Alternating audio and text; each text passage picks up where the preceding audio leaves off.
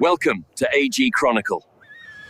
In the heart of Hindustan, once stood the richest empire on earth.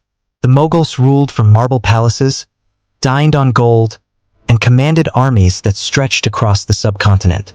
But in 1658, one man would take the throne and begin the empire's long and bloody unraveling. His name was Aurangzeb, a devout Muslim, a ruthless general, a cold strategist. He ruled for nearly 50 years. He expanded the empire and drained its soul. He left behind no grand tomb, just a cracked empire teetering toward collapse. This is the untold, brutal history of Aurangzeb Alamgir, the emperor who buried the Mughal Empire. Aurangzeb was born in 1618, the third son of Shah Jahan, the emperor who would later build the Taj Mahal. While his older brother Dara Shikoh was groomed for the throne, Aurangzeb was different, quiet, reserved, intensely religious.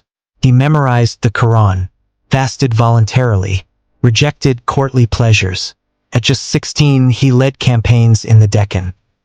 He was fierce, disciplined, and utterly without mercy. Some say Shah Jahan favored Dara because of his intellect and tolerance. But Aurangzeb was patient, and when the moment came, he struck. In 1657, Shah Jahan fell gravely ill. Immediately, war broke out between his four sons, Dara, Shuja, Murad, and Aurangzeb. Dara, the eldest, believed in Hindu-Muslim unity. He translated the Upanishads into Persian.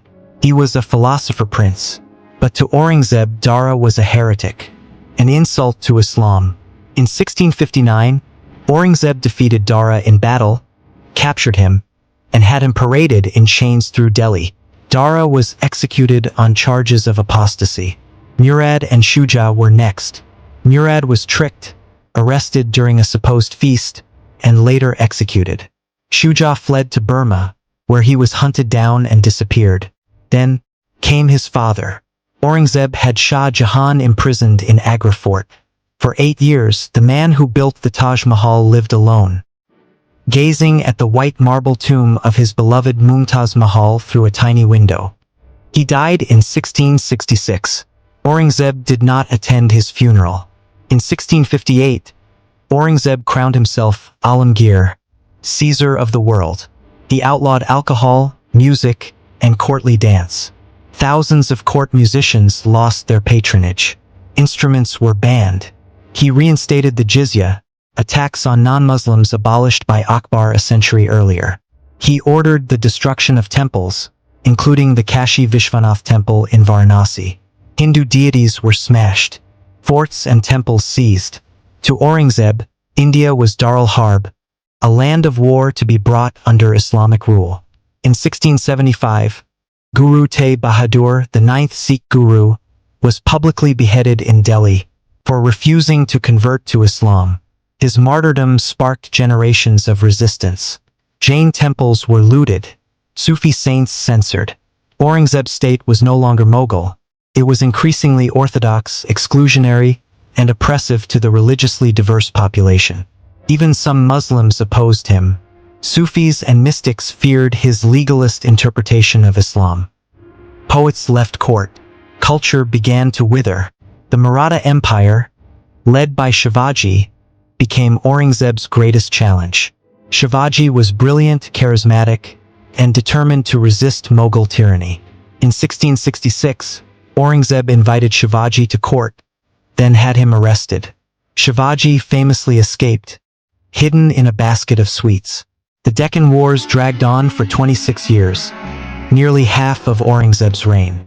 He spent more time in war camps than in any palace. His treasury bled.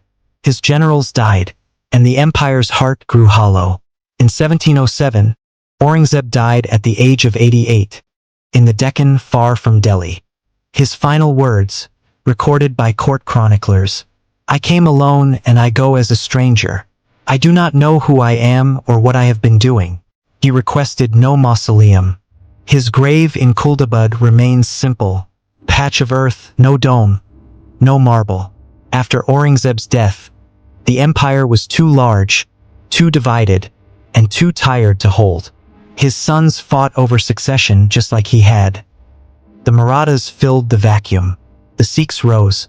The British East India Company stepped into the cracks. Within 50 years, the Mughals were reduced to figureheads in Delhi, while India's fate was now in foreign hands. Aurangzeb ruled longer than any Mughal. He conquered more land than any before him. But in his obsession with control, conquest, and religious orthodoxy, he suffocated the soul of the Mughal Empire. The art gone, the music silenced, the trust shattered.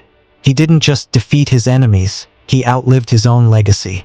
Historians still debate, was Aurangzeb a pious reformer or a cold-blooded fanatic?